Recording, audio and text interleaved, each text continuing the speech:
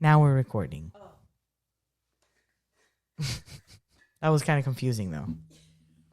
We're still figuring it out. Little by little, we're still figuring it out.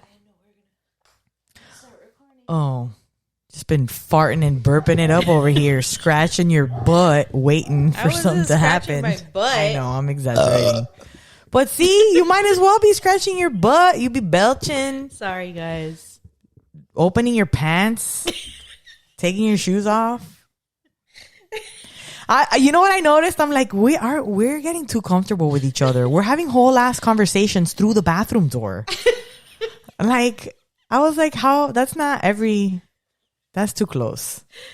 Oh God. Yeah, but we have limited time. I know, right? We're trying to be as productive as possible while not being that productive, because sometimes we should take a break.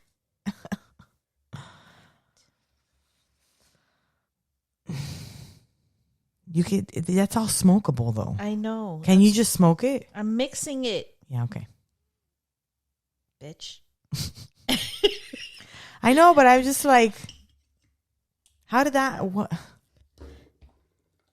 All right, you're just gonna throw a little patch. I just want patch to of be green ready, grass. so once the show starts, if I need it, it's there. You know what I mean? ASMR, a little ASMR with the grinder there. Oh my God.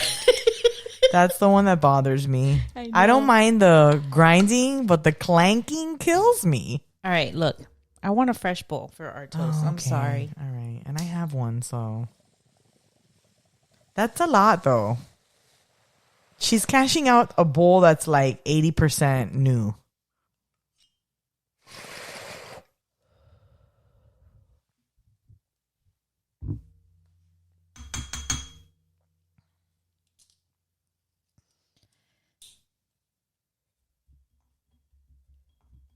And then my young one was like, "What's on your shirt, mommy?" And I'm like, Rick and Morty. About to cough all over me? I was trying to go to the side, but then I realized you were right there. Yeah. I've been here for like 5 hours. I was trying to move away from the mic. Then I realized you were here. I've been here. What are you talking about? This is how we're gonna, what is it, preface every show now. I mean, it's not a goal I have. Okay, I'm ready now. This is everybody's inside look at what happens before we start recording officially. I'm officially ready now. Okay, but like, we can't be doing this. Because that's... or that. All right. Now we're Get ready. it out of your system. We're good? Yes. Oh, I forgot I was already recording. All I gotta do is... We'll get there one day. But in the meantime...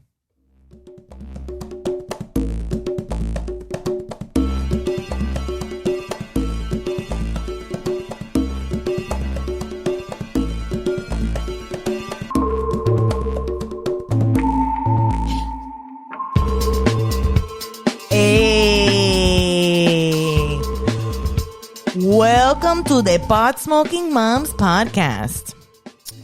I am your favorite podcast host, Sunny D, along with your second favorite podcast host. Well, it's a tie. My homegirl, you're probably Captain. the favorite. No, we're equal amounts because people get annoyed from me. So like you're like the timeout. Like, you know, let me get away from that other girl, Captain J. In his house. Hello. Hey man, if you're here ready to smoke one with us, I hope you've rated, subscribed, and shared all of our content. Chances are we're friends also. If not, hit us up on our social media. Potsmokingmoms.com is our website. Go there. Everything's there, including tickets, events, all kinds of shit. Potsmokingmoms.com. We got something on deck for smokage. What's coming? Smokage. For smokage. Been watching Goof Are Troop. you Pauly Shore? Yeah, I am. I love Pauly Shore. There's a special place in all of the millennials' hearts for Pauly Shore. Yeah, you want to do the weasel thing? We. What do you got on deck? I have Mandarin Dream. And I'm trying croquetas. Oh, croqueta OG. Croqueta OG. Cheers.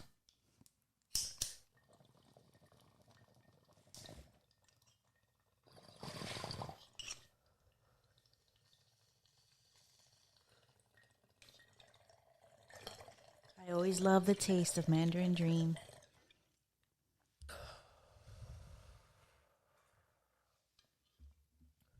I love the taste of croquetas.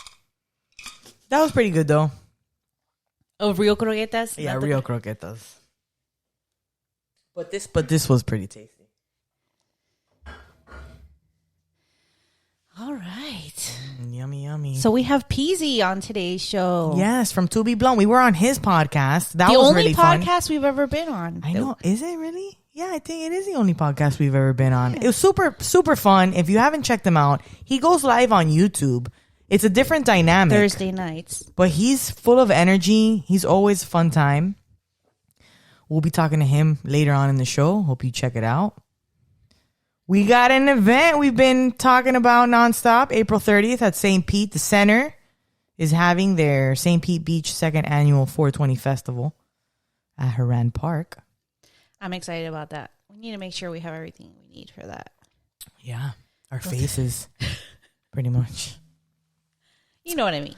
Yeah, I know. That's going to be a fun time. We hope you can meet us out there. And also, not only meet us out there, but meet us out at Hemp Mansion.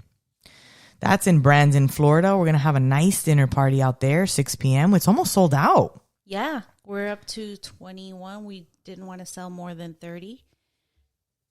Yeah, so 9 tickets left. Yeah, buy them. We had a patron. As of this moment, as we're recording, by the time this airs, who knows where it will be at? I know. So hopefully you got those. We had a Zoom session last night with our patrons. Oh my God. And that got out of hand. So much fun. We were cracking up so hard. So hard. Yeah. Like tears in eyes, laughter. My husband afterwards was like, what was going on? I know. My husband was like, you are too loud. Too loud. And I was talking like, oh about dick-shaped soap. I know. We're talking about dick-shaped soap. Chicken periods. Yeah, it was a fun time. One of our other friends was like, did you guys come up with your next meeting date? And we're like, no, we just talked about dick soap. Which is a thing, in case you don't know. You know, I always love finding like niches because, right, you don't know, you only know what you're into. Yeah. But when you find that someone else is successful doing something very specific that you would have never thought of, like dick soap, well, it's like, yeah, it's just like soap in the shape of dicks. And vaginas. And vaginas. Private parts. Genitalia. Sexual soap on Etsy if you guys are interested. Apparently, he's a neighbor of mine now. Well, he's been a neighbor. We just recently found out that this is what he does. And apparently he's successful and we're very happy about it. But again, dick-shaped soap was never a thing I thought I'd look up. But we're glad we did. And we had a fun time talking about that last night. We talked about all sorts of crazy stuff. Yeah, we talked about all kinds of fun stuff. So if you want to join our patron Zoom sesh, become a patron. Yeah, for sure. We got all kinds of stuff. You could see video of the podcast now on the patron see video and all kinds of stuff. Vacations, dinners, events. So we had some good news this week. Some awesome news. Was it yesterday or the day before yesterday? Ketanji Brown Jackson confirmed to the Supreme Court. Yeah. That's awesome. I saw it the day after because I was busy. I think it occurred on Thursday, I think, if I remember. But I was seeing footage after, and I literally cried because I was like, oh, my God.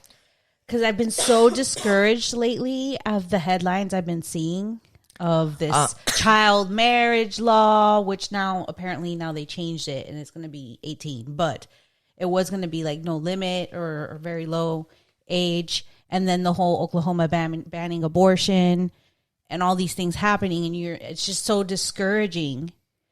And then Yeah. you see a little hope by finally something like this I happening. know. Even though her confirmation hearing or whatever that was kind of a shit show with all the bullshit questions she was given. A lot of bullshit. Someone asked her, well, what's the meaning of a woman? Like, how do you even go in? That is like so...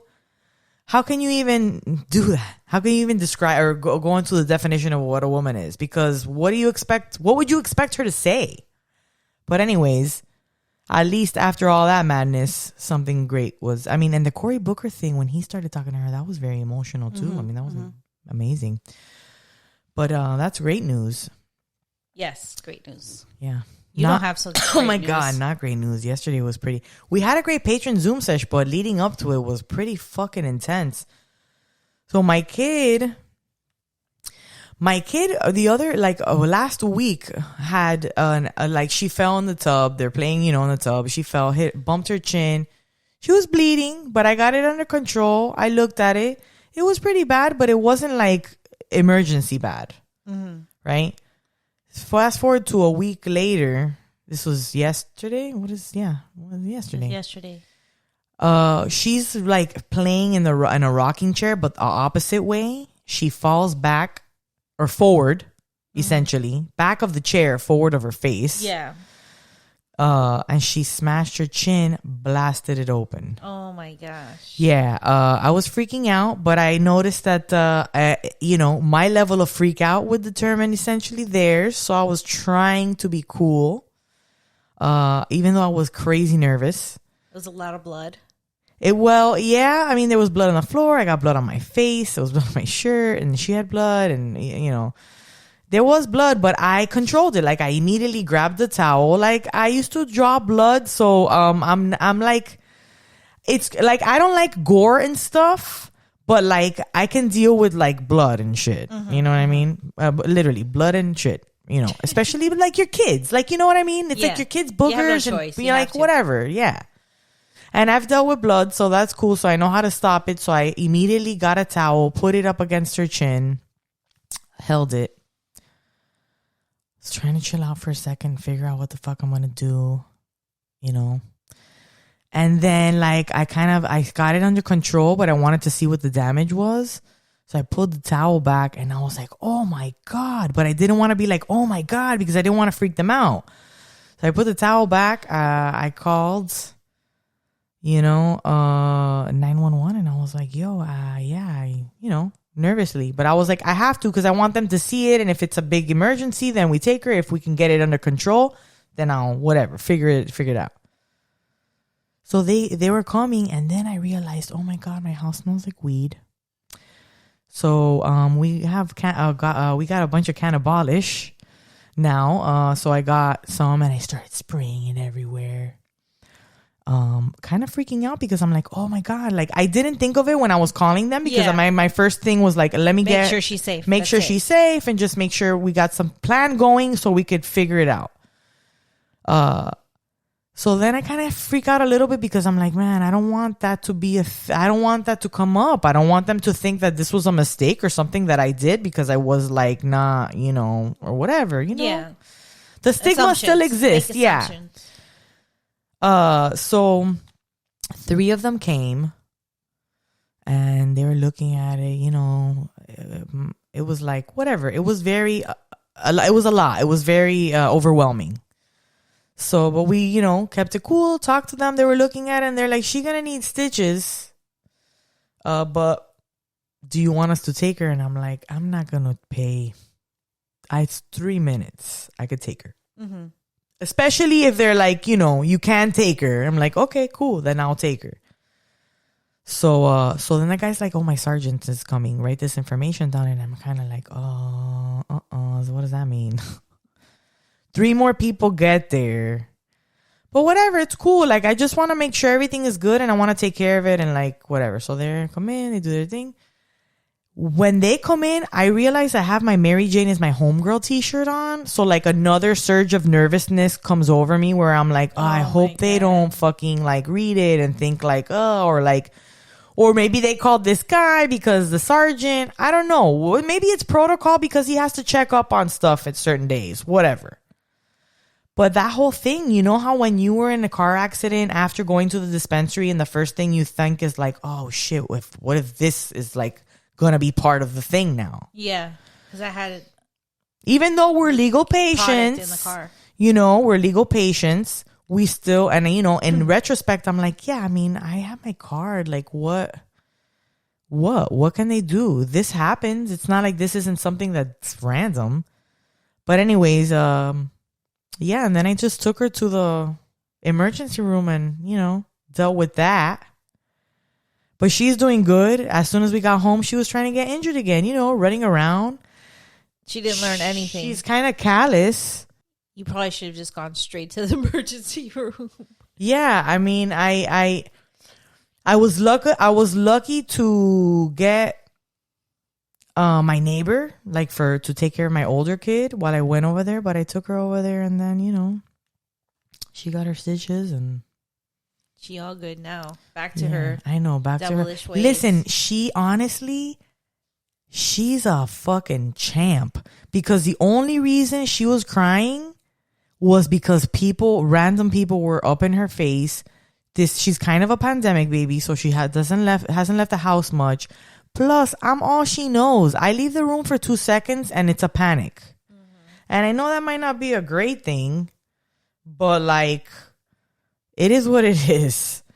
And we'll cross the bridge when we have to. I feel like once she sees her sister in school and stuff, like she'll detach, you know? Mm-hmm, mm-hmm. But yeah, that was a crazy fucking Friday. I know you had some stressful Friday. It was just work stuff. Yeah. And you know, on Friday, you're ready for the weekend, and then you just get piles of shit at the very last minute. You're just like, ugh. Any other news on your end? No, I don't have any updates. Nothing happened in the last week really that exciting. I mean, this was not really. That's pretty crazy. I know. It was really nuts. And then, yeah, it was pretty wild.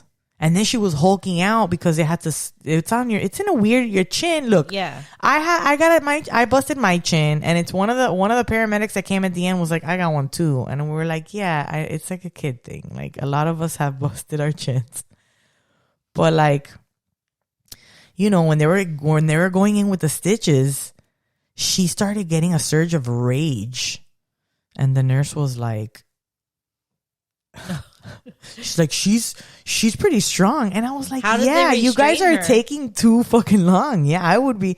They wrapped her with like a heavy blanket thing. Oh yeah. But they wrapped her really fucking good. And I felt so bad for her. I felt terrible for her. That being restrained like that must have sucked. Yeah. Did they give her anything? And that's when she was crying. They numbed it with a gel. But she's a rough bitch, man. I tell you what. Hey, we got a little.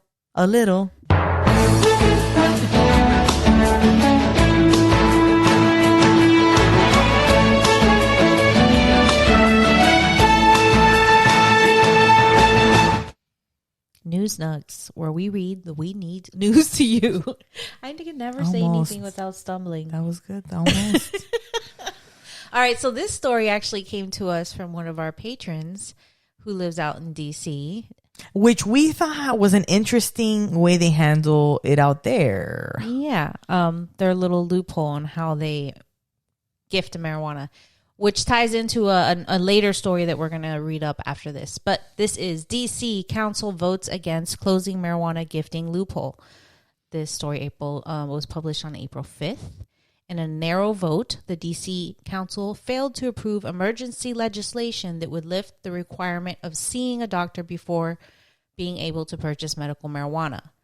The setback for patients in dispensary is good news for dozens of stores that are getting around the law by gifting marijuana with other purchases. Daryl Dawson doesn't sell marijuana at his store. Peace in the air on 18th Street Northwest in Adams Morgan, but lots of customers walk out with pot. His store is one of dozens of businesses in the district calling themselves Initiative 71 compliant. The initiative made it legal to possess and gift marijuana. If the legislation passed today, it would put hundreds, if not thousands of people out of work, Dawson said. 60% of the people who are involved in the industry are either black or Hispanic, and so like the people of color have found a way, to find social equity in this market, he said. Owners of medical marijuana dispensaries say that shops are illegal and hurting their business. We lost over 60% of our patient base for the legal dispensaries, said Linda Mercado Green, owner of Anacostia Organics. DC Council Chairman Phil Mendelson proposed the legislation that would have created fines of $30,000 for shops caught gifting marijuana to customers and allowed DC residents over 21 to purchase medical marijuana without seeing a doctor first and simply self-attesting to their medical need. To continue to simply turn a blind eye to the illegal market, the $500 million market that is slowly but surely sinking the legal market, there's really not a justification for sanctioning illegal businesses, Mendelson said. Mendelson's legislation failed by a single vote. Several of those opposed said they understood the need for the legislation but want to hold public hearings first, as it should be. At the end of the day, I just can't get behind making what a drastic policy change is on an emergency basis, council member Elisa Silverman said. This dramatically alters how cannabis will be bought and sold in the District of Columbia. The district has already made it legal for residents over 65 to self-attest to their medical need for marijuana. The council could revisit this in the future. There are several bills making their way through the council that could allow for recreational sales, but right now a congressional budget rider written by Rep. Andy Harris prohibits the sale of recreational pot in D.C. So the way to get pot is through this loophole, and they were trying to close that loophole by making it easier for people to get medical pot instead, because those are like more regulated and controlled and all that. Because what they gift in the shops, it's just a gift, so I don't think there's like any controls over that. You know what I mean? Controls over what?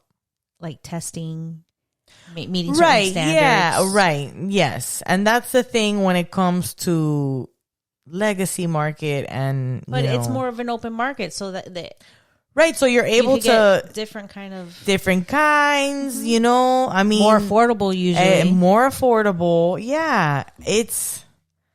Listen, not everybody can afford to, get stuff at dispensaries or even medical, I mean, and the quality is just it's like this, like the same. It's like,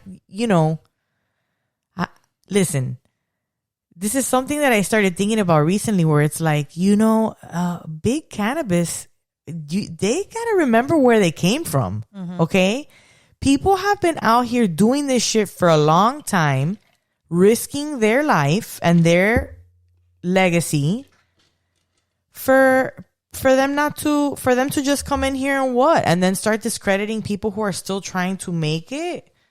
I mean, it's yeah.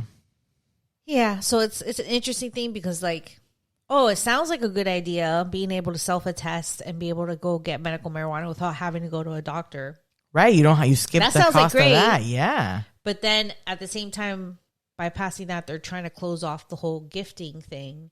So why does one have to, why can't they do the medical marijuana thing without closing that loophole? Right, keep it separate. Yeah. I mean, because essentially they're just trying to kill the competition. Market. Yeah, because they want the legal dispensaries want all the business.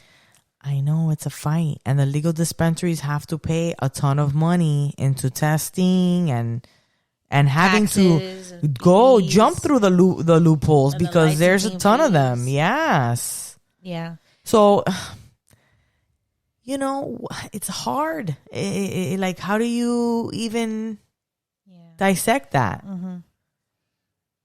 The next story is similar because we even talked to Peezy about a situation that's going down where he's from, which is why this. I looked up this story. Yes. I was like, I want to see where that's at, what he spoke to us about. Right. And the most recent story I could find came out on March 15th, and apparently it's saying bill banning cannabis gifting parties approved by key Connecticut committee.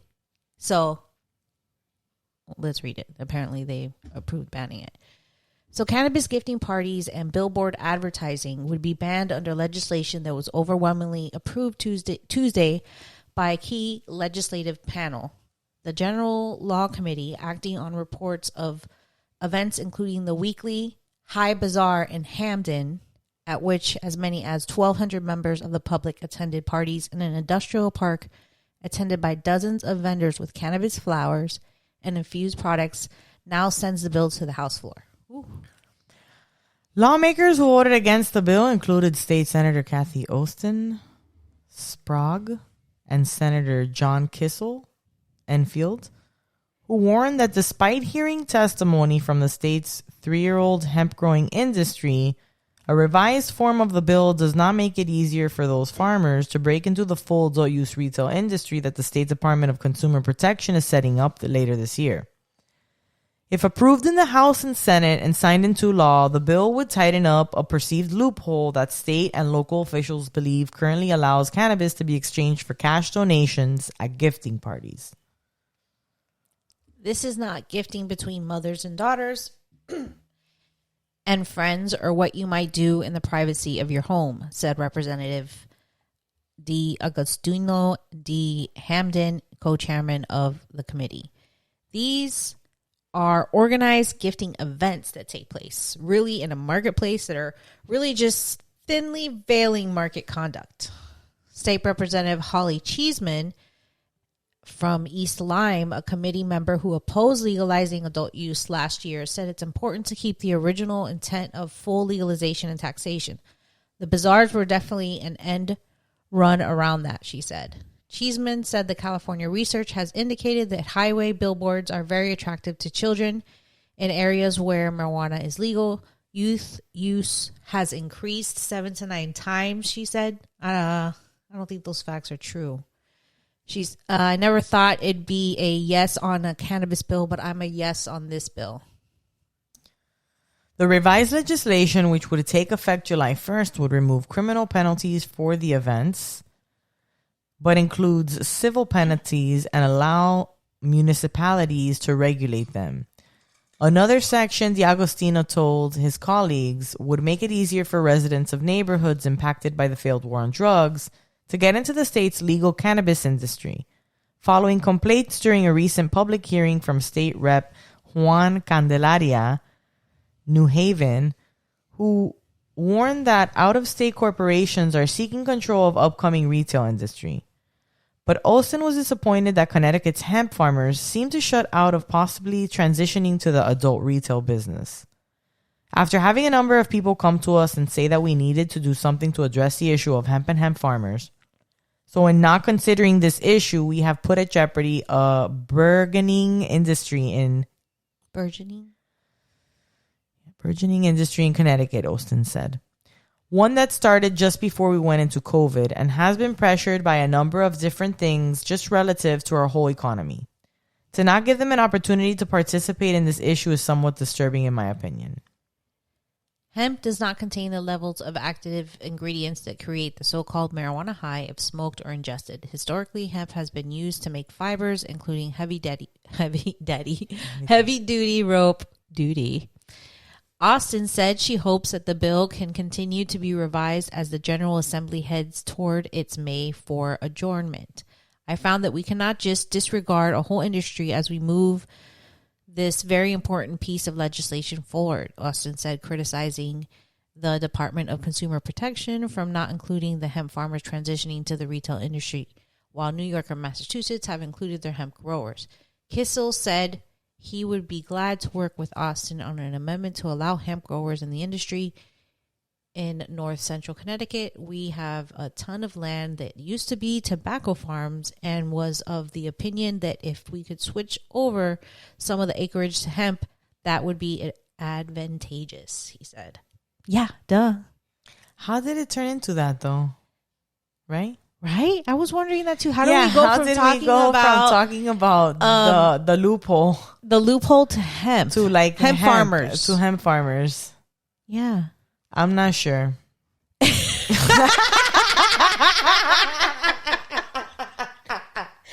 don't either. I was like, where is this going? Where is this article even leading us to? I was like, what happened? I know. Okay. Well, the jury's still out on that whole thing. But Peezy had a very interesting... What are you talking about? Why are you laughing so hard? I think that somehow I changed articles. Oh my God. No. You didn't. I don't know. I'm looking at the original article here and I'm trying to... How? Look, there's a picture of the warehouse party, I guess. Oh, that's the party? I wonder if that's the same party Peezy was talking about. Because he tells us, it's like, okay, he tells us a story. I'm going to let him tell the story, but it was crazy. Because the guy throwing the parties, people get like we didn't read this part. People that get into events. How did this happen? We didn't read this part, right? We said that the billboards, but this part, the revised regulation would take effect July 1st, would remove criminal penalties for these events. Yeah, we said that. Oh, we did? Okay, but then no, she changed the subject to the hemp farmers here. Yeah. But Austin was disappointed with the Connecticut hemp farmers. Yeah. And she changed it there. That's what happened. Yeah, okay? Honestly. It wasn't me. Right. Okay. Who is this? What is this article from? Can I take a look here Connecticut real quick? Insider. Connecticut Insider. Who is the author? Who is the author? I want to know who the author is. I'm going to tweet Dixon. her. Oh, Ken. We're going to reach out to you and be like, excuse me, how did this happen? Were you writing 2 articles at once and then it just became 1 article?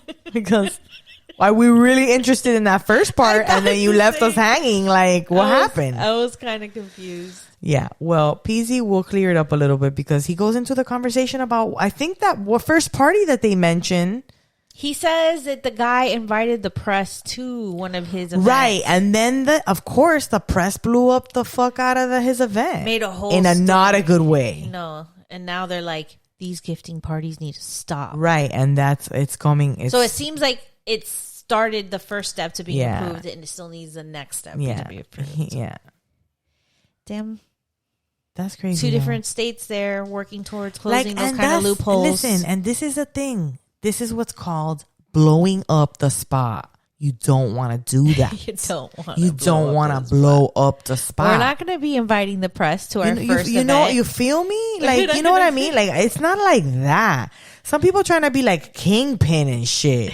Underground. Dude, that's not how that works because essentially it's a loophole. It's not, so please conserve loopholes. God. Speaking of kingpins, what was Peezy's wrestling name? That's who's going to be our guest. Oh my God, I can't. What is it? Was a Rodney Dangerfield reference. Yeah, it was something Rodney Dangerfield or something Dangerfield. We'll hear about his you'll hear it in this wrestling interview now. Story. Peezy, the rapper, the wrestler, the podcast host. Yeah. Hey, the artist. The artist. You know what I mean? Productions. To Be Blunt Productions. To Be Blunt podcast. Is this our intro? Are we skipping? Yeah, okay. We were going to talk about the move thing in Marco Island. Oh, I don't know. Yeah, we don't have enough details for that. Yeah, I was kind of like just... I know. Waiting for the news to come onto our news desk. Official resource. My official resource. We hope you enjoy our interview with Peezy. Here it is. His computer. You guys, are we live? Like we're starting now? It's official now. Like, I mean, yeah, it's official now. So we should show, everybody should show their shirts. Ready? That's what's up. That's what's up. We had them matching. Yeah, we had them when we were gonna meet with you last too. We're just like, we're ready to sport them. We have been ready to sport them. And it looks great. Thank you.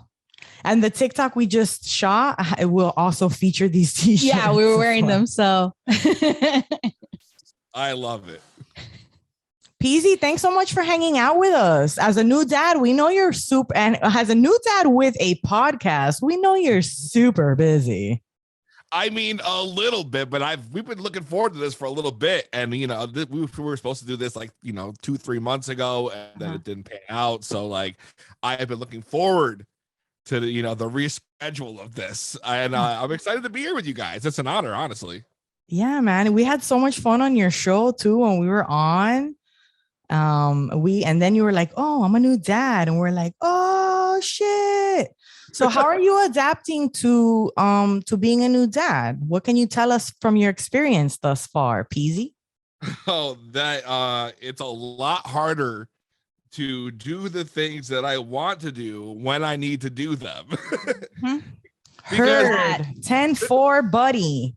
The child requires 100% attention now if he's awake. Like if I even turn my face away and I'm not looking at him, he gets so upset. He's like, like, dude, come on, you gotta be kidding me. And he'll just like let out a scream and then laugh at me. And I'm like, okay, this is how it's gonna be.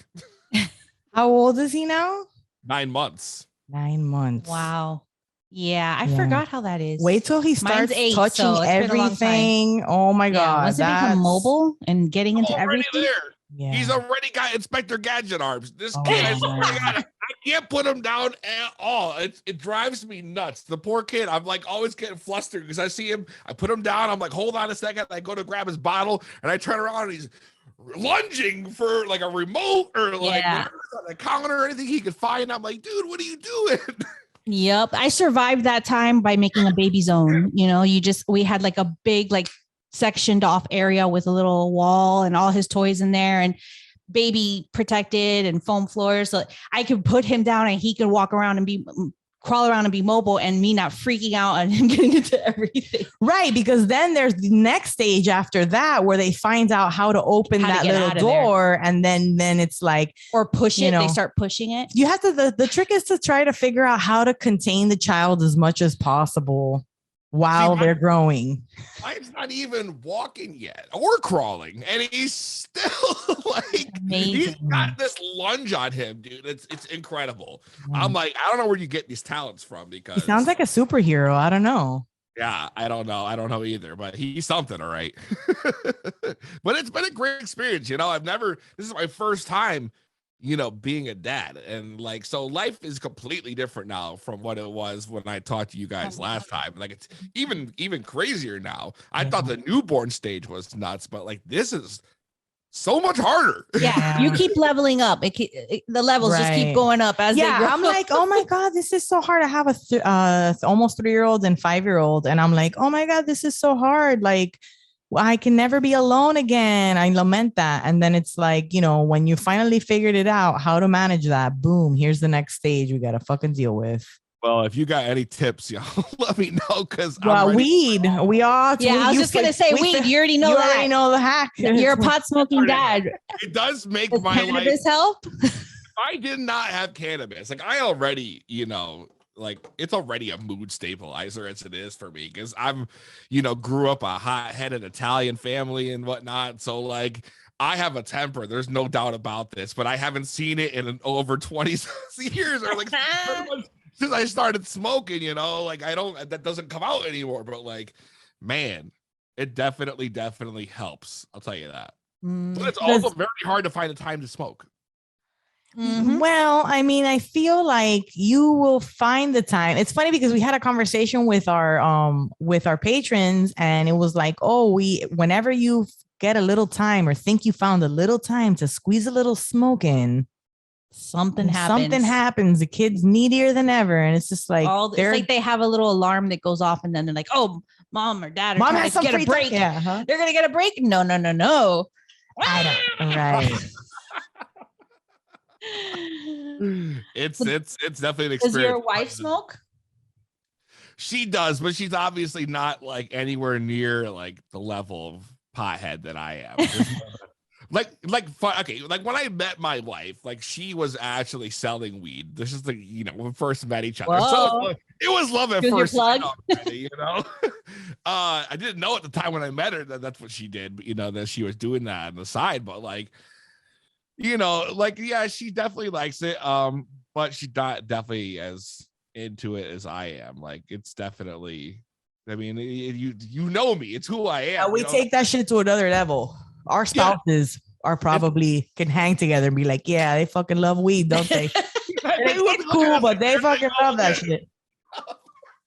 Exactly. That's what it is like, you know. So like, it's cool, and like we're starting now trying to work on coming up with like an edible business too right now. Nice. So like, and my wife's amazing in the kitchen. So like, we're putting together all kinds of treats and infused like sauces and stuff, and we have like a name for her, and we're gonna start going like, you know, because out here we have like, you know, sessions running all the time. So like any weekend, you can hear on my show, like I name off probably a dozen any weekend going on. So like, we're trying to get out there and hit the shows and give the people maybe something different than like infused like a cookie or a Rice Krispie treat. You know what I mean? Like, she's trying to do like some gourmet shit, and I think it's fucking cool.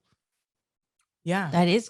Oh, is that? Sorry. Turn my phone off. Turn it off. That is awesome. And edibles is a great way to get into the industry. I myself, I've said it like a million times on the show. Edibles don't work for me, but they do for me. There's a lot of people who have that problem where it does not do anything for them. I have a friend who can literally eat hundreds of milligrams and like unfazed. Yeah, that's me. There was one time we went to the beach, me and her, and we each ate, was it 100 milligram? Yeah. 100 milligram, like cereal bar that had, you know, whatever. Yeah. And I was like, oh, I'm going to go smoke a bowl. Where's my bowl? Let me roll a J here. Something. This is not happening. I'm not gonna lie. I mean, I would prefer obviously the flower, but I do like edibles here and there. But the thing is with edibles is I like them at night because all they do is put me to sleep. That's the only benefit I get from an edible is like I'm tired. You know, and I don't get that. You sleep well. With flower, it's much different for me. Like I that's what motivates me throughout my day. That's what gives me the creative edge. That's what, you know, that's what fuels me, I feel like. But an edible is like great if I can't sleep. Like, that's it for me. Yeah. But other people, like, it's like their medicine. But blunts is like your favorite way. I mean, blunts, I have so many bongs around my house. It's kind of ridiculous. Like, there's at any given moment, I probably have like a dozen of these mini bongs, like all over the place. You know, there's probably some in boxes. Every room, there's a bong available in arm's reach. It's not a bad suggestion to have, you know, but definitely, I would say glass would be my favorite. And I don't know why.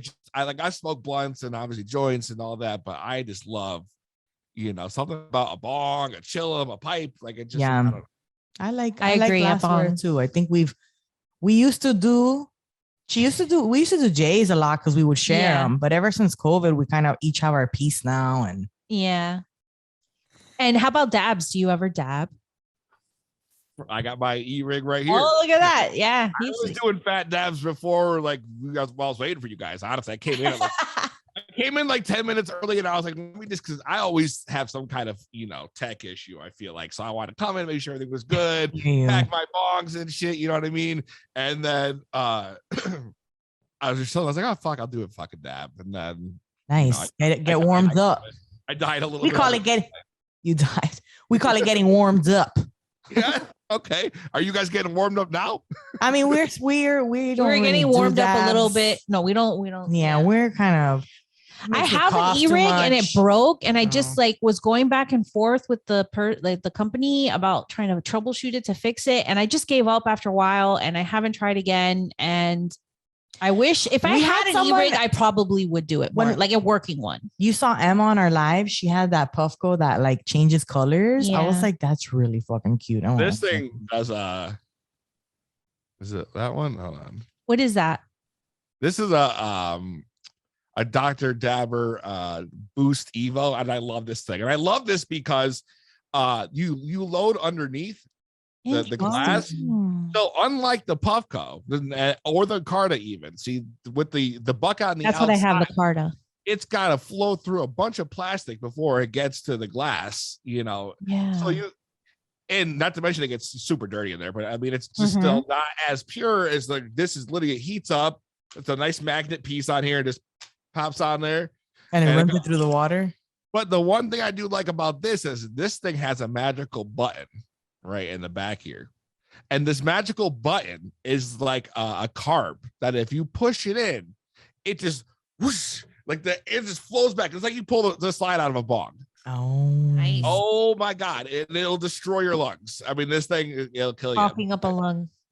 Yeah. But it does have one cool feature I like about it. And I was wondering if I could even get it to work. I don't know if I can now, but it does have like a LED thing, which is kind of cool, like the Puffco 2. But I don't know how many buttons it is, and honestly, I'm kind of stoned right now. He's already a few dabs and bong rips in, and he's just. I'm not sure if it's on, if it's off. Like I can't. I never. We had the biggest issue trying to figure out one of those G. What is it called? A G pen? What was it called? G Connect, the ones that you just put into like a rig. Oh yes, the portable. Yes. Yeah, that we. For some reason, it wasn't working for us, and then we gave it to her husband, and he got it to work in a second. Yeah, we were like, I was like pressing. Times? I was like, it says to press it 3 times. Oh, one too many times. I know. It's like, no, we're just always, if I'm in the middle of a show with this thing, and I keep clicking it and clicking it and clicking it and clicking it, and I don't have a fucking clue if it's on or if it's off. I hear you. Yeah, it's devastating. They should make them very much more. Just like red and green, like that's it, like done. Like I think they try, but we even if it's red and green, if we're already stoned, maybe that's why we like. Maybe my problem is I'm just too stoned. I didn't think that was possible though. I mean, with dabs, and the instructions are like, when you can't figure on whether it's on or off, that means you've had one too many. It's true. That might be the case.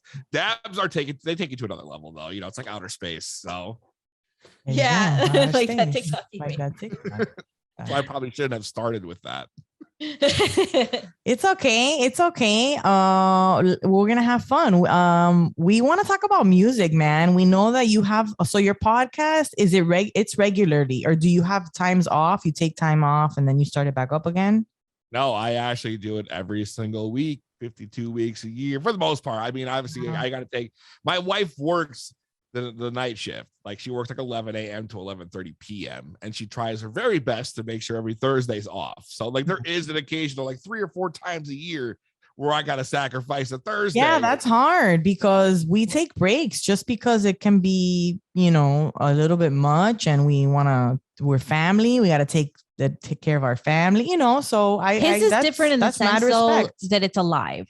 So, but to me, that's even harder than what we, because you got to make sure you always are time, that day of the week available. And then if we need to change our recording date, we can. Right. Your audience or my audience is looking for that on Thursday at 7:00. And I feel like if I ever missed like a month or two and tried to come back, it would not be the same.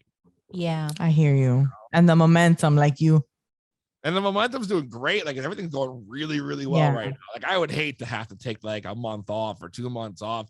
And I probably honestly should, because I do feel sometimes like I'm burnt the fuck out. Not even gonna lie. Like it's a lot to keep that schedule, even though it's only 1 day a week. Yeah. But you have to imagine. I mean, vacations or anything like that, or anything that comes up that you're just like, bro, I don't want a birthday. Do that shit somebody's today. Birthday on a Thursday. You know, like. Sorry, can't come out. No. So I can't do it. I can't do it Thursday. That's a reason why a friend of ours actually recently gave up their show, because they had to be committed to every Wednesday. Same thing. Consistency is so hard, but I feel like consistency at the end of the day is what's gonna get you. It's what makes you succeed. It's how you get successful. That's what's got me to the game so far. I mean, consistency. I've been doing this. I've been being, the most consistent thing I've done is be an entertainer. Literally since like 2005, I've been nonstop. You know what I mean? I've been making, recording, and producing music for, it was almost a decade before I even took a break from that to switch over to pro wrestling, which I did for like 6 years. Wait, you were a wrestler? Absolutely, yes. Oh my God. That's awesome. What was your wrestling name? Yeah. My wrestling name was Slade Dangerfield. What? I have to Google Slade Dangerfield. He sounds like a comedian, a stand-up comic that turned into a wrestler. What was your backstory? the backstory, but the whole thing was how I get no respect. I was a bad guy. Nice, yeah. It's like Rodney Dangerfield. I'd be like, my name's Clayton Dangerfield, and I get no respect. And I would start the whole thing, and all my hashtags were Mr. No Respect. And I kind of just built off that whole thing. So I'd come out and start every show or match or promo with that. Like that was my whole thing. And so that was the whole gimmick. And I just kind of used the Rodney Dangerfield thing, and that kind of came off because my trainer, for some reason, decided that I looked like Rodney. I could see that. Yeah, I thought that you look like him, but you have an air. There's something about you that, I could. So it had to be something Dangerfield at that rate. That's a cool name though, too. Dangerfield. Yes. That could be even like a detective. What was your go-to move? Like your signature move? Did you have a signature move? I did have. Of course I did. You have to have a signature move and a finisher. Right. You know what I mean? So you had a whole thing. So I had a pump handle slam as my finisher, and my signature move was a reverse DDT. Wow. I know nothing about wrestling. Yeah, what is reverse DDT? I was like, did you know what that was? If I'm facing the guy's back, I would pull his head back so I'd wrap it in my hand so he was curled backwards, and I would fall down pretty much with him like that. Oh, okay. Yeah, I know that move. I've seen it. Yeah. I feel like I love wrestling, and I love the fact that you can really get hurt if you don't know what the fuck you're doing. I got hurt enough times that 6 years was enough for me to quit. My last match, I broke 3 ribs. I'm good. I had multiple knee injuries. It was just wow. Yeah, and that only lasted 6 years, and I went through enough. And people are always like, "It's so fake." It's you could really. You can. That it is a choreography, bro. It is. Every time you fall and you take a fall in the ring, a full fall, it's the equivalent of getting in an accident at 30 miles per hour. Yeah, that's got to be hard. You know what I mean? So when you think it's they see it like a bounce. I think it's trampoline. No, it's literally a steel frame. It's 2x4s, a very small padding, like carpet padding, like maybe a half inch on top of the wood planks, and then the canvas over it, and they wrap it, so it all holds tight, and that's literally what you're falling on. Oh my goodness! Yeah, that's wild. It's nuts, but I always wanted to do it.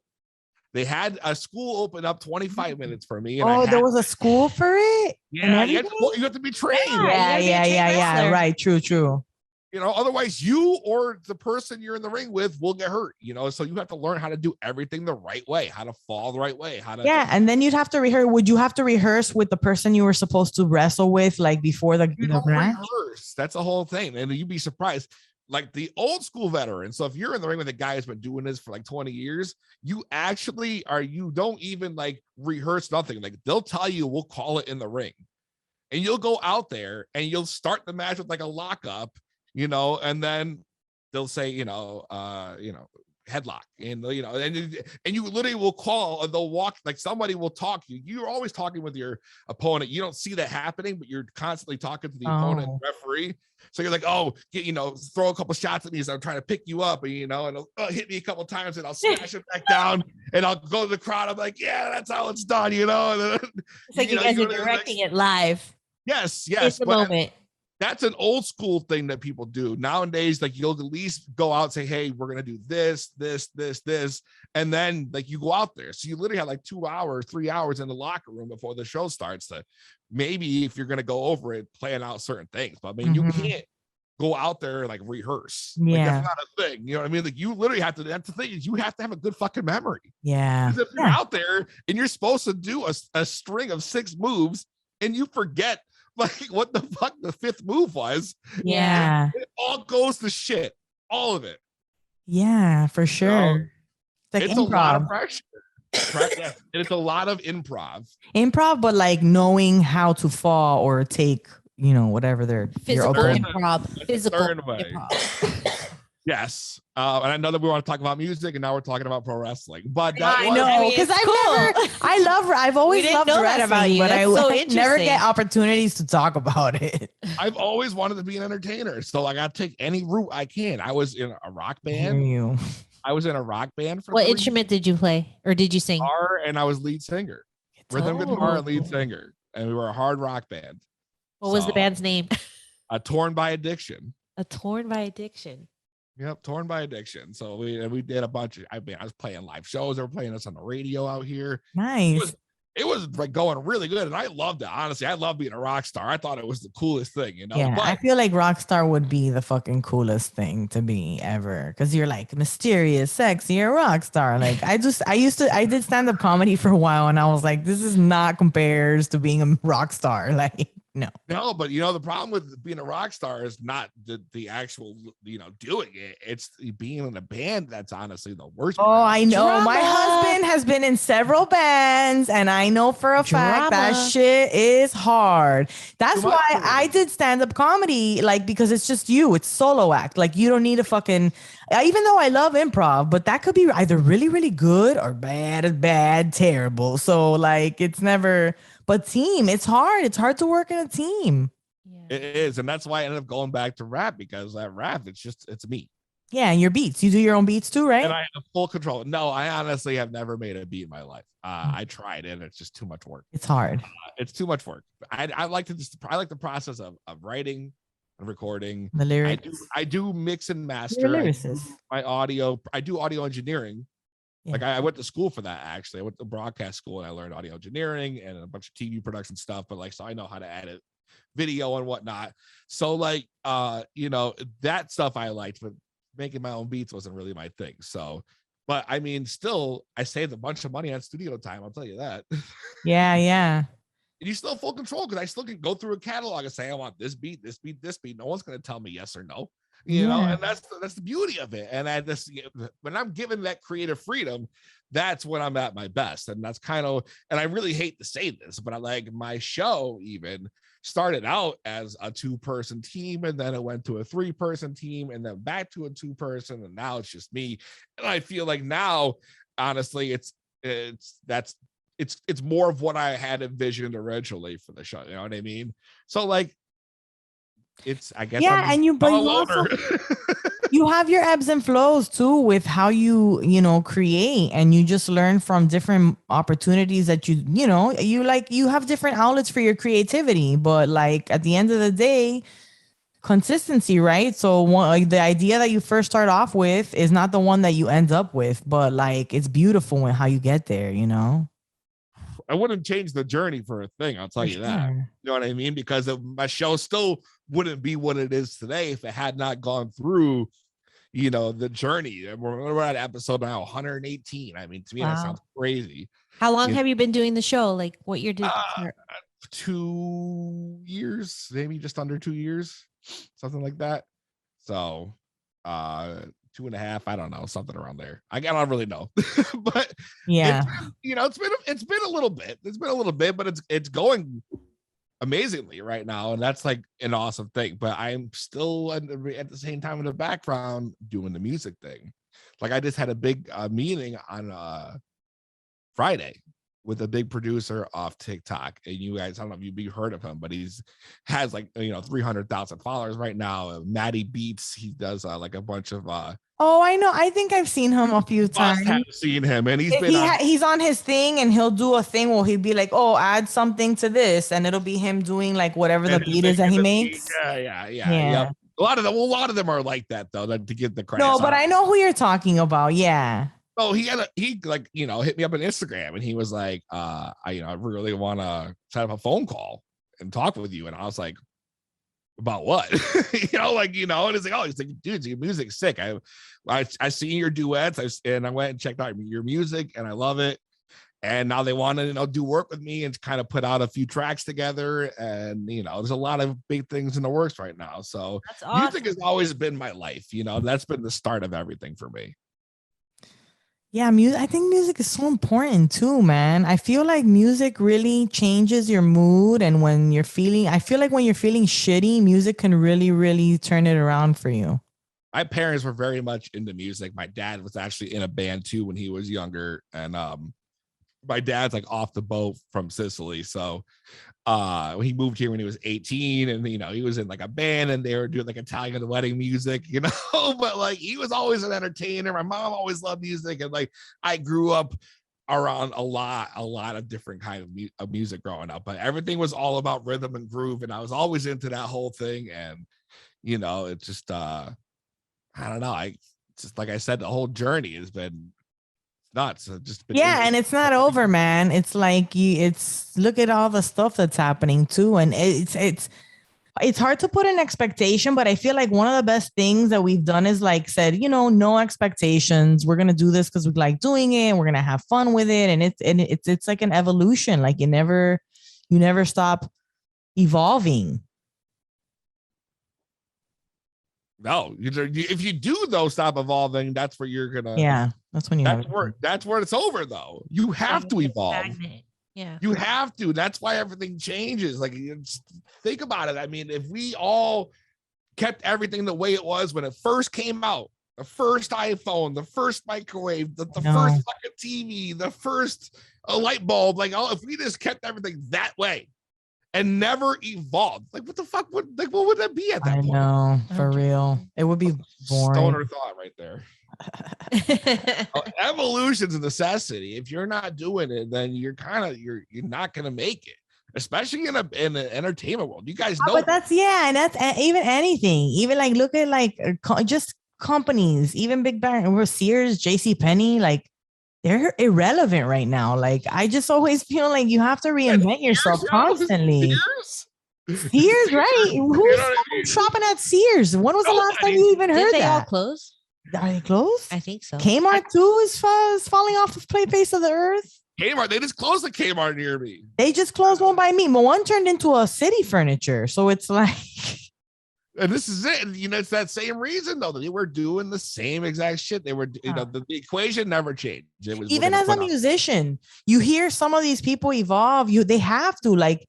You can't just sound the same. Of course, there are going to be elements of you that are never going to change. And that's why they love you as an artist. But like, you keep evolving, you change, you adapt. Great bands evolve and change their sound. Every album. Look at the bands that have been around for how long? You got bands like Metallica, who's been out for, Radiohead. I feel like is always on the cusp of like every genius, album, everything, vibe. All those bands that have been around for decades, at least 2 decades, have gone through changes to the point where, the original fans are always calling the new music sellout. Oh, they sold out. They're doing this kind of stuff. Like, but music has to change. The artist has to change. If they're still doing the same type of music they were doing in the 80s, the people today, the kids today they wouldn't want to hear that. Right. They're not into that. Like AC/DC would never survive today. Like that kind of stuff. Like it doesn't. There's a period for that, but it's got to evolve. And that's come right back to that. Sure. You know what I mean? What's your favorite thing to do out there in Connecticut? Is there like a good? Why'd you have to say it like that? Like, cause I'm trying to think. It's probably very naturey, right? It's like a lot of forests and. It's a lot of it's very naturey. It's a good way to put it. I know that's nice though. We don't have here. The naturey is like the park and the Everglades. The beach and the Everglades. Up here is interesting because you can get all 4 seasons in one day. Oh yeah. But you'll wake up as cold as brick. It's winter. By 10 o'clock, it feels like spring. By 2 o'clock, it's summer. By 5 o'clock, it starts getting cold again. You back to the fall, and then it's back to the winter again past 8. Listen, you can get it all in one day here. But it's nice. But I don't know. My favorite thing to do out here, I don't know. We go like there's a bunch of breweries, so we like going to see the breweries out there. Kayaking, super fun out here. We into that kind of thing. That's cool. Yep, kayaking, super cool. There's a lot of cool spots to go kayaking out here, paddleboarding, anything like that. Otherwise, I mean, I wish I could paddleboard. Is that the one where you stand up and you try to? You can actually stand or sit or kneel or do it however you want it. But yeah, yep, yeah. They do that a lot here too. I'm not very graceful at anything, like at all. Like walking, I surprisingly can do, but like other than that, like I'm very clumsy. But yeah, I'm funny, so that's all I got going for me is that. That's literally all I have to offer. You know what? We'll take it, Peezy. You mentioned that you guys go to a lot of like events, right? Like you said, shows like cannabis events and stuff. You guys have a lot of those out there? excuse me. Yes, we actually have Probably has some of the best out there. Since it went legal back in June, a lot more popped up. I mean, a lot of them. We have a lot of controversy right now in the state too with that.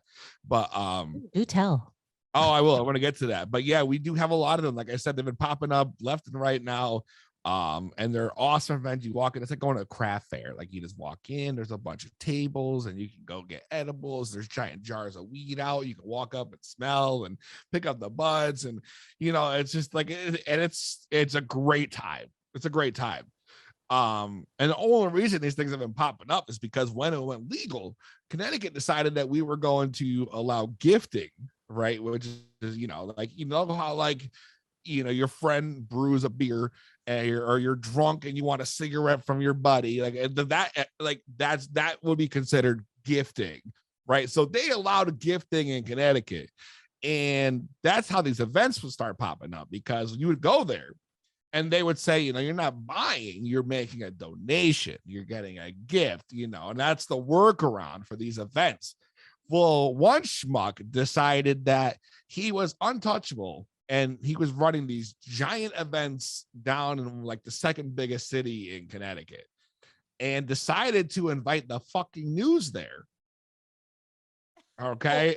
And he thought this would be a great idea to show what great things we're doing with cannabis here in this new free world. Motherfucker, it's not free. First off, it was a loophole that we have taken advantage of. Let's call it what it is. Yeah, right. Yeah. And everyone knew it, and everyone has kept it low key. But this one jabroni who decided that he wanted to get the news in because he was, probably making $20,000 a weekend, running these events for all I know. I mean, the amount of people he had and the amount of vendor tables they would charge, like, there's no way he wasn't pulling like 10K at least, in a weekend. So the dude was big balling, and he lost his humbleness and he got carried away and he thought he was the Messiah. And he got greedy. He wanted more. Yeah. So he's like, let's bring the news so the whole world comes. Yeah. Yes. And then after that, the news story that came out that night was not the greatest. It wasn't bad, but it wasn't the greatest. And then it painted it in a negative light. They painted it in like they don't know what to think of it, like pretty much like the town says this, but the state says this. And, there was no clear side to it. And then this jabroni's on there saying, I love paying taxes to the camera. Like, are you fucking kidding me, bro? Like, are you kidding me? I love paying taxes. Like, literally what he said. And that was a clip that kept playing too of this guy. And I was like, oh my God. So now there's a bill that's going through in July where they're trying to take away the gift of cannabis. And on top of that, implement a 1-year maximum sentence with a $10,000 fine. What? And this motherfucker's got the nerve to be online telling people to go to the Capitol and protest the bill that he's responsible for. Go ahead, tell me where it makes sense. Yeah. What an ass. That guy had overachiever energy. He thought this was a great idea because he was riding his cloud of, And it backfired. Yeah, what the fuck? And now so many vendors who are making that living for their families, and all the patients who can't go to the dispensary or don't have the money, the $300 to go get a card, you know what I mean? Every year you got to pay to renew on top of that. Like this, these events are the only way that they can get the access to the medicine. And I'm not against the events, but I do think that the ludicrous, I don't even know the word I'm looking for, but just absurdity, I think, of this guy telling people to go audacity. Yeah. Yeah. I'm sorry. Ludacris, also very good Southern rapper as well. Oh, yeah. Like, I got off track and I've like sworn a bunch, and I'm sorry. You probably might need a bleep button for me. I don't know. No. Oh, we allow cursing on our show. Yeah. Okay, good. But oh my God, like, Jesus. Yeah. Like, it's so frustrating to think of. Now they want to go Tuesday. Then these people hit me up. They want to go up there and give out free joints in front of the Capitol. I'm thinking to myself, how the fuck is that gonna, like? I know how's that gonna make it better? But what is it? So they're But what is the bill that they're writing? Does it how would it be able to then how would it work? It's recreationally legal out there. Yeah, but we don't even have like stores yet and whatnot. Like I haven't even done that part. But yet. but it was medical before it was recreational. Yeah. Yep. So, but they're their stores, so you can get from the stores that have already been set up as a dispensary. Yes. They're not doing recreational sales yet. No. They're only doing medical sales. Yeah, we haven't gotten to the point where they actually started doing sales at Correct. all. So you like, still need your medical card in order to get they cannabis. just started doing the licensing portion of people like trying to apply to get licenses For the rec. Okay. for like all the different aspects, whether it's food, whether it's a smoke shop, whether it's a dispensary, a grower. There's all these different licenses and permits. You know what I mean? So they started allowing them probably not even a month ago. So like we're not even at that point yet. It's probably going to be another 4 months before we see any kind of sales, if not more, honestly. Yeah, but then they're gonna have to write all the loopholes that these people are gonna have to jump through in order to get a product on the shelf too. It's ridiculous. Listen, right now, here's the problem in Connecticut is that here's two things to know. One, all the dispensaries, especially the ones that were once local, have now already been bought out by big corporate companies, Cure Leave, shit like that. Like Madman. So everyone in the states in a big upheaval, like corporate, weeds taking over. They then increase the allowed amount of mold, right? And so like they can test for it. So for the cannabis to be allowed on the shelf, that they increase the amount allowed. That just happened too. So like all these things, the medical program is not patient friendly whatsoever. All right. Disgusting. There should be no It mold. usually gets it, but that's the thing too. That's when the big wigs get their greedy little hands on that shit and the power to make things move. Yeah, there's a couple bills down here. There's a bill down here that's being backed by a dispensary that we know is not the bill to sign or not the petition to go for, because they're still putting a cap on the amount of plants you can grow. Like, just why? Why do we gotta keep tabs? Why do we gotta get record keeping into this? What are you guys at now? We're only medicinal, and you're only allowed to have no home grow allowed at all. Yeah, and it's vertical integration. So whatever company jumps in has to get a license, and only big corporations can survive here, because with vertical integration, you have to do everything. Yeah, I saw you had a True Leaf shirt on. They're huge. They're huge here. We were looking at the numbers of what's been sold because we're getting our notes together for our show, and they sell in the 30s of thousands, 37,000 per week ounces. That's just the flower we're looking at, right? And the next just flower in 1 week, like between 37 to 40,000 ounces a week. And then the next tier, the next person, the runner up is like Cure Leaf, and theirs is only like 6,000 ounces a week. 6,000 ounces a week. Cure Leaf, 6,000 ounces a week. True Leaf, 37,000 a week. And then one of the dispensaries that we had on our show, which is like mom and pop. Yeah, they're family owned. They've been doing agriculture in Florida for like decades. And they managed to get a license, very small. We're talking about, if they're lucky, 100 ounces in a week. Wow. Yeah. Wow.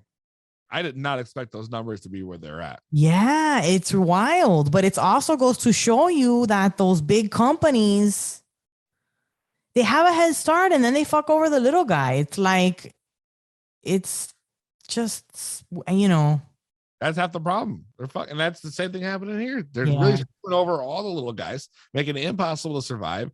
Now they want to take away this stupid gifting law, which is ridiculous. Oh, what?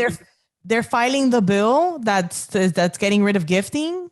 Yes, in July. They have to vote on it. Yes. So they did a public hearing last week. So we need to tell everybody in Connecticut, unfortunately, because this guy fucked it up for everybody. I have been. I'm telling you, we've been. But we still have to call them now to tell them to not do that. But they're meeting next week. This episode's not going to air by then. Your interview's not going to make it by next week. Oh, well. We already have. By now it's. Maybe we should move this interview up. We should. Maybe we should move this interview up to Wednesday. When are they going to try to sign that bill? Yeah. Oh, not till July. Okay, but they're gonna vote on it in one, like in the Senate or the House. Oh, I have no clue when the vote is actually happening. They just did the public hearing with the testimonies from the public like last week. So I don't know how much, longer it's going to be before they even go into voting and whatnot. But right now, they just had the first set of public testimony. They just released a bill like a week before that. So like this all just happened within 2 weeks. God, this is awful. We got to fix this. Yes, it literally was 2 weeks ago to start it, and now the whole state's in an upheaval. And there's so many events, like I said, and there's all these patients and all these vendors and all these people who are using these events to survive one way or another are no longer going to have that option if they take it away. But it's just so silly. How come if you're gonna legalize something, you make it, you can't just make it legal. You have to make it legal. Like it's got to be just like beer. It's got to be just like cigarettes. It should be sold, taxed, and regulated the same way. That's it. There should not be these. Yeah, there should not be this anymore. Like there's no way that I should be able to get a gift of anything from somebody and get a year in jail. Yeah, that's ridiculous. Yeah, they're just. How have I not seen this story when I've been looking for stories? The bill is HB 5329. Okay. If you look up Connecticut bills, HB 5329 is the bill. And it talks all about it, and they're really ramping up these consequences too. I mean, the $10,000 fine. Can you imagine getting caught gifting like an eighth and then having to spend a year in jail for that? Like that's just ridiculous. We should be expunging records for cannabis and not finding new ways to freaking arrest people for it. It's like that Paula Abdul song, I take 2 steps forward, 2 steps back. What it feels like, though. It's relatable right now. Paula Abdul. Listen, I have been waiting for my Paula Abdul moment. Okay, like I'm glad I was here for it. Thank you. I'm glad you were the one who experienced that. And I'm glad that was perfect. Good job. See, it's like we both. I knew where you're going. It's like we both have been doing a podcast for over 2 years or something. So Peezy is also a producer now too. Like you're the producer of all kinds of stuff, not just music. You produce production. I started my own company in November, 2B Blunt Productions. It's an actual LLC right now, so I'm officially congratulations. Yeah, thank you. And I want to do exactly that. It's kind of going to be like a big production. So I want to be able to have my page have a little bit of something for everybody. So we're kind of producing all these new like segments and all these new things we're going to be doing. And, I'm just trying to keep busy, I guess, and keep the dream alive. Plus, consistency. So. Yeah. And I love trying different things. You got to try. Hey, something you're probably going to play for your kid. You play Daniel Tiger. He's got a little jingle that says, you got to try new foods because it might taste good, right? And we could apply that to creative things. You got to send that to me. Yeah. I don't have that, but I need that just in case. Yeah, right now, it's so good. So exactly. When they turn like, oh, mine's the worst. When they're like 2 going on 3, their palate starts to change a little. They're like, oh, I could make decisions. And I will not eat that. Mine's already started. Like I'll have a buffet on his tray in front of him. For dinner, he'll have like some blueberries. We'll have some broccoli. Whatever it might be. Maybe like I cut up like a meatball for him or something, and I'll put a bunch of stuff on the tray, and he'll literally pick stuff out of what he wants, and then takes the rest and just like does this on the tray, and it goes all over the place. And my dogs are like, yes. So like he does make those decisions already. He knows like what he'd rather have. Like he can, some days he might want to eat healthy, other days he's like, no, you know what, I just kind of want the meatball, forget the rest of the stuff, or I just want mac and cheese. God, you know what? I can't wait till I'm old and in their house when they're an adult, and I'm gonna just start throwing shit on the floor. I'm just gonna throw food on the floor. I'm gonna throw any decorations on the floor. You're not gonna have to do that because they're gonna have their own kids doing that shit to them, and you're just gonna be there laughing. Yeah, I don't know, salt to the wound. And that was our buddy Peezy. And that was a fun. That was a fun. It's always fun to hang out with him. Hashtag get high rapper. We met him over TikTok, yes. And he's been blowing up the TikToks. At To Be Blunt Podcast on all major platforms. Yes. His show's live. I feel like that adds a whole nother... And he has a production company now where they're like doing other things too, other shows. So yeah. So awesome. Always like... Follow him. He's really fun. Yes. And we had a great time being on his show. Yeah, we had a great time having him on our show. Yes. And we like constantly go back and forth in the DMs because he's involved in the community and he also knows the struggle's real.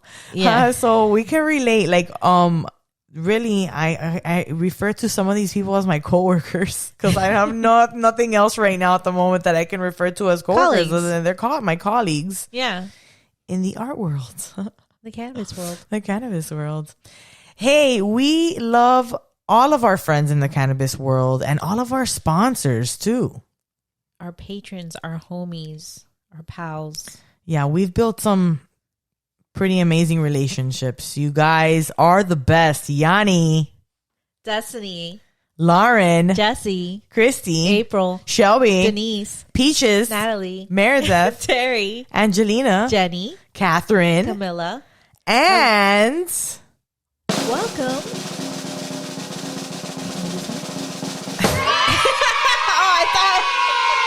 I thought you were gonna do something. I know I was looking for another button that doesn't exist. And welcome to our We'll two add the new drums. patrons. Yes, you need a We'll drum roll. add the drums. Two new patrons, Amanda and Jessica. Yes. You guys, and they're gonna be with us at the dinner. Yes. I know it. Hey, you too can be a patron. And you get early access to episodes, additional content, video, full uncut versions of our interviews, Zoom, smoke sessions. We have vacations. We have events. We do it all. And it's all for you guys. Because it's really, we just, we love bonding and connecting with you guys. Subscribe. You make this all worth it. You do. And sometimes we were like, oh, we should just burn it to the ground. Forget it. And then you guys pop up and you interact with us on social media. And we're like, we got to do it for them. But we love you guys. Subscribe, rate, review, share our content. You know it. PotsmokingMoms.com. Bye.